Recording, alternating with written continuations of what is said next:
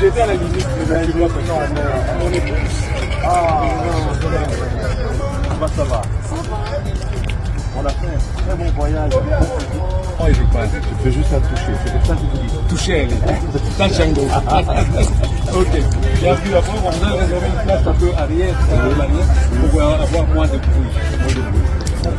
Merci.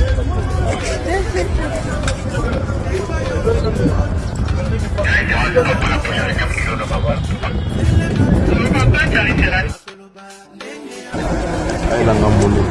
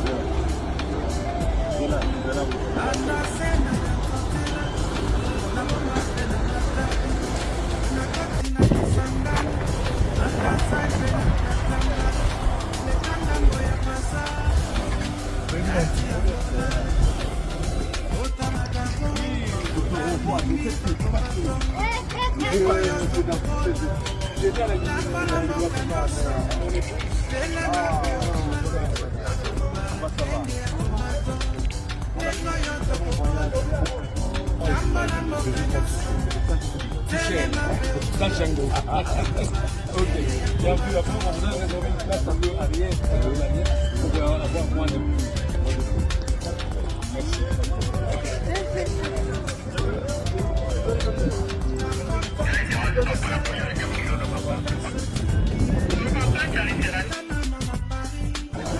Ay lang ang muli.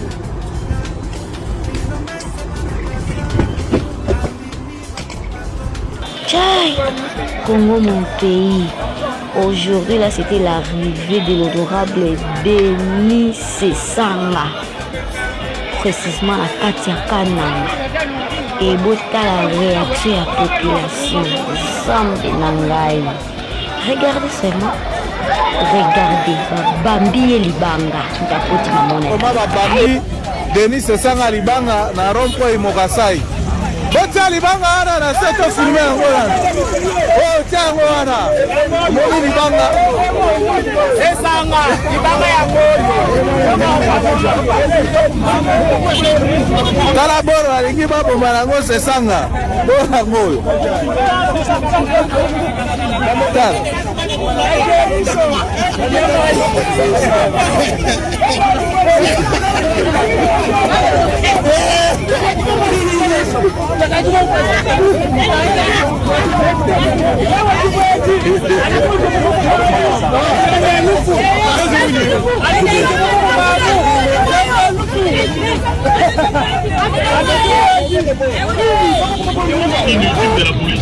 Parce que c'est pas toute la ville, c'est une police complice. C'est un groupe de militaires détenus Et il faut voir comment ils nous ont caillassé en allant. En allant, on a failli la vie. Il y a une fille d'ailleurs, quand nous parlons, elle est entre la vie et la mort. Parce que là, tellement qu'on aime tant cet homme. Tellement que nous aimons Élysée. Regardez comment là. Je ne peux pas, Sophie. Je ne peux pas bouger là. Il y a des tessons dans Je ne peux pas, c'est dans mon sac. Dans mon blouson ici. Voilà. Non, elle n'ose même pas s'asseoir. Je peux pas, je peux pas. Quand tu pénètres, il faut arracher ça, il faut. Kananga. Ah, il est là. Tellement que nous aimons cet homme. Nous allons l'accompagner au sacrifice suprême. Nous ne lâchons pas. Lui-même nous a toujours dit que celui qui installe la peur en vous, il vous contrôle. Nous n'avons pas besoin d'être contrôlés par un régime. Nous ne serons jamais. Non. Il a montré sa bravoure.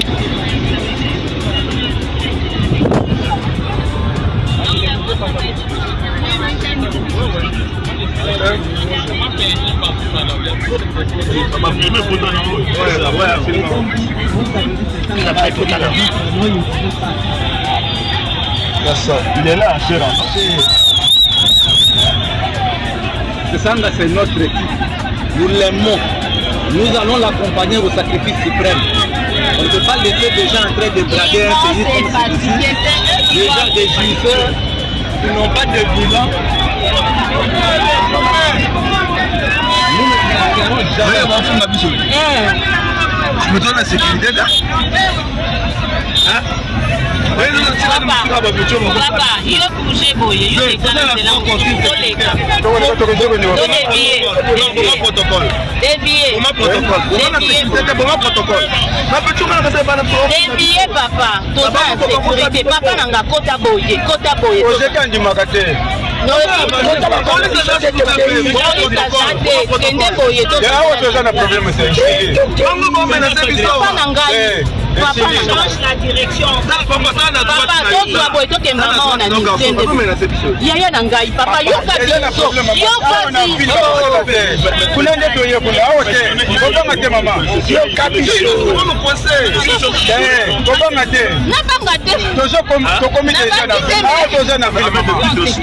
Ce but qu'on a soufflé là, ils sauront. Ah, on va pas de sécurité, non? Mais je peux même plus m'asseoir là. Voilà, vous voyez, ok, papa n'a pas eu kota boye. Baye na loi moko. Jour moko na fandi na bureau. Namoni bayelinga ba dossier. Nathalie ba loi. Wa nini to oh loi elekaki mukoni. Babité débat na lelo. Na bien bon. Débat lelo. Bon, il faut na ken. Na kati makambo nyonso na osala komi wana. Na komotal. Baliki si loi. Moto liboso aleki. Non, loi eza bien, mais il faut qu'on bongisa makambo mike to kosenga commission a bongisa. Ah, ami me bati pour bazotanga la même chose ou quoi? Namoni ami balé aleki. Non, je licite le ravité. Oye comme mabe. Na leki. Na ebisi bango eloko yo bozo bomande ba congolais. Est-ce que boyebi loi wana? Na ebisa bino loi wana? Na mobeko wana bakomaki boye. Et ça lekaki na Sénat. Na Sénat balobaki eza bien. Balobi boye. Soki congolais ami komisi na liste moko boye te, c'est-à-dire que soka kufi ba organe na ye. C'est-à-dire foie na yo, motema na yo, rein, poumon, bakoki koteka. Ah, bozoka mabolandaka te. Tobikisaka bino na trop. Tango baye na yango ngana lobi non. Honorable président, oyo loi oyo eza ya babandi parce que na ndenge biso toyebeli mboka na biso na administration ezali te na justice ezali te nayokaki mutu moko alobi non soko rein bazwi rein ya moto to bazwi foie ekoko bima na Congo te ka bitala minere ya pamba ebimaka te kaka foie nde okokaka na aéroport po ebima te nga bime. Moi je suis juriste. Ceux qui n'ont pas quelque part, à l'India, au Mémira en avion, aïe à Fandia, ou à Baropé, ça irait. Mais comment ça allait se passer si cette loi était passée?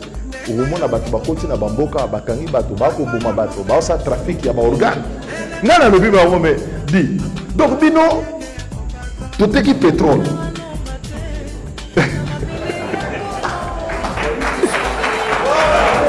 Tout est qui pétrole.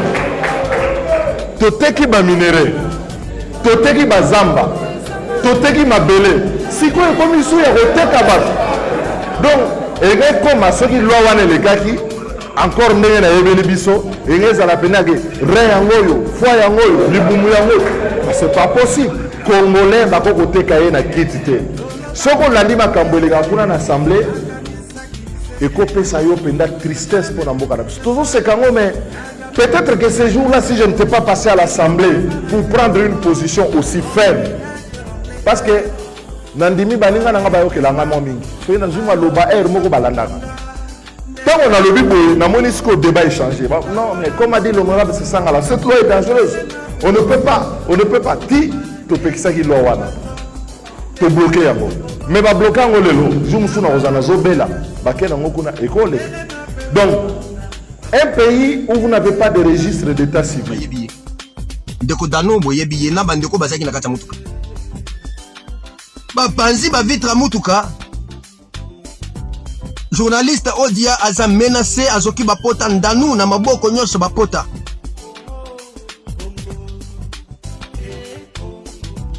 Eloko ya passe salinga passe mingi sanini bande konangai. C'est ça nga. De part et d'autre nous devons dire la vérité, c'est un Kassaïen. Et puis à ça mon ya Louisa Kananga. Mes frères, est-ce que quand on est Kassaïen et le bika il faut soutenir Kaka Félix parce qu'à de Komuluba, toi analyser non. Est-ce que si c'est Sanga, tu yebi bien que c'est Sanga, c'est depuis Kala c'est Sanga Zalaka toujours opposant. Kabila Zalaki awa c'est Sanga c'est un opposant. Moment c'est Sanga Zalaki opposant à régime à Kabila, là Bobandoro yambe malam. Mais parce que Aza opposant à régime à Tshisekedi là. Bosi mabanga bobambi tala kabaka talibanga bobeti sisanga. Je vous ouvre une petite parenthèse pour dire ceci. N'oubliez pas dans la course électorale. N'oubliez pas qu'il s'est engagé comme étant candidat. La présidence malgré tout a déposé candidature au niveau national. Je vous ramène un peu. Vous savez les jours où Tobamba Kabila Mabanga na Kasai. La cause de la mégestion de Kasai au Baboya Batonga Kasai et Bongizalaki pourquoi? Vous oubliez les jours où Tobamba Kabila Mabanga. On ne sait pas l'avenir de Délice Sanga. On ne sait pas Délice Sanga sera qui un jour dans ce pays. Peut-être Bokoki ko minimiser Yeboy. Mais lobi oyomona Mutaboy a commis président de la République. Est-ce que vous, mes frères qui me regardez, beaucoup dans l'audacité, Yako Yambel sous en tant que président, Toboko Bimabo Senge pardon par rapport à Makambo Bossani. Aujourd'hui, regardez, c'est que moi je ne voulais pas que ça se parle. Mais si Eloba Minango, Délice Sanga le bique, Eza Batun de Kochi le Mwatindi. Mais des fois, j'ai vu aussi répondre à Délice Sanga comme ça. Mon frère Délice Sanga.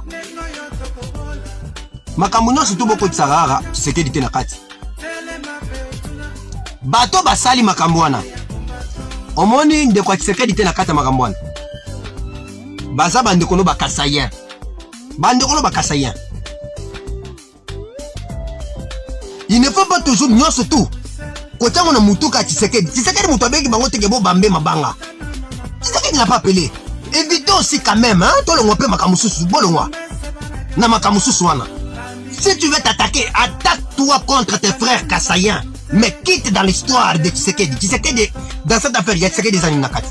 Est-ce que Tshisekedi mutobengi bango? Tshisekedi a yebi que yolinga okende kuna. Et puis Tshisekedi a yebi si bango que non soki Délice Sanga yebo bambe mabanga. Non, évitons un peu ce genre de choses là. Mais tout ça c'est quoi? Bande konanga, nyoso wana, pourquoi Denis Sanga à parvenir ko babungu? C'est parce que Bobambi libanga. Et puis libanga beti Denis Sanga na katikata mutu.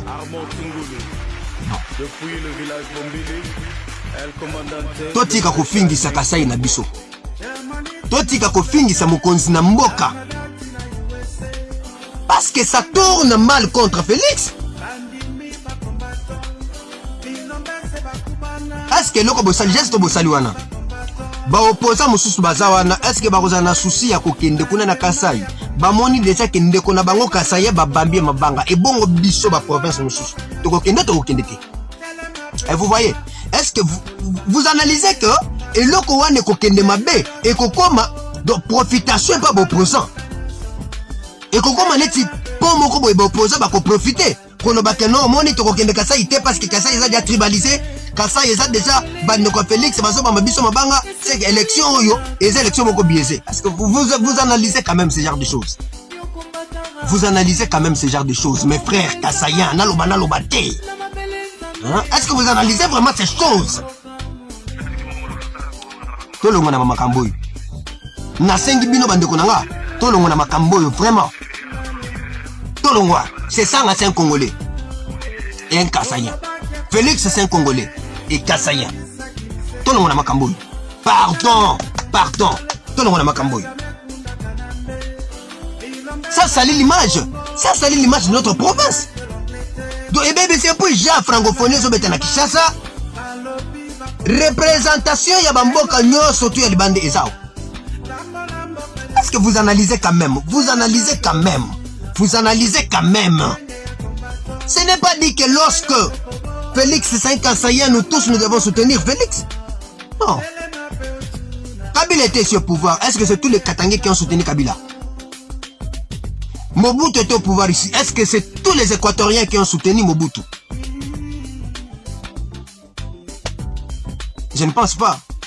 Kasavubu était président, fut président ici. Est-ce que tous les Bakongo ont soutenu Kasavubu? Je ne pense pas. Mes frères, revenons à la conscience. C'est pourquoi Nasengi na binonyo surtout. Pour conscience na binozonga, allez-y adhérer à l'Ecopat. Bokende kokota ne kopat et kopate ko fongola bino mayele ko pesa bino mayele comment est-ce que boko vivre dans la société? Peut-être la parti politique au bino bozali on ne vous apprend pas comment vivre dans la société. Bokende ko adhérer ne kopat éveil de conscience patriotique. Ya mwana mboka Teddy Tao. Comment? Évitons conscience na biso la muka. Congolais to la muka, Kasaïen to la muka. Merci beaucoup.